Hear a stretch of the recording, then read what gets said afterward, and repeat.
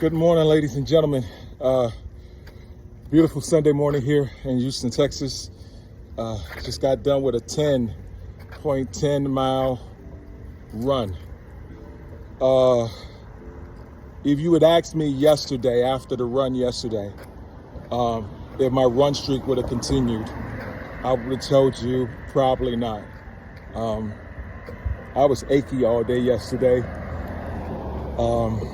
And something that I was realizing was I went into yesterday's run with emotions that I hadn't conquered, I hadn't mastered, and I could feel the results of it. So today I came out processing feelings, things of the sort. Said, okay, let's just go out and do 3 miles. Let's just continue with the streak, and then we'll see what happens the next day. And luckily got to my 10 miles. Stopped at 7, was ready to be done at 7, but I had something to prove to myself. So got it done. Thoughts on my mind this morning. Yesterday, a really, really good friend of mine, her father reached out to me. Actually, he friend requested me on Facebook. And I thought it was a little bit odd because I didn't really know him. I didn't know that he knew if I knew his daughter or anything of the sort. But, I was like, okay, cool, whatever. And then he said some words to me. He was like, any friend of my daughter's is a good person, something to that effect. And I was like, huh, that's really interesting. And I said, well, your daughter's an amazing soul, amazing spirit, amazing person. So it's easy. And so I reached out to my friend and I told her what her dad had said. And in the midst of that, her and I had a really amazing conversation this morning. Powerful conversation. And it was the idea that, I won't get into the whole story because that's just for her and I. But what I will say to you is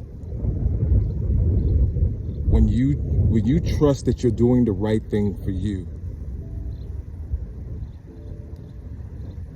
it doesn't mean that everything's going to happen the way that you expect it to happen. I think that we're all going through a process and things are happening. And though it's the right thing for you to happen, for you to do, and right thing to happen to you, doesn't mean it's always comfortable. And sometimes we have this expectations that everything turns out what we consider perfect.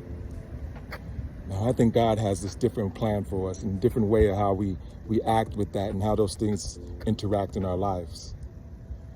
And we have to understand that even when we're making that decision,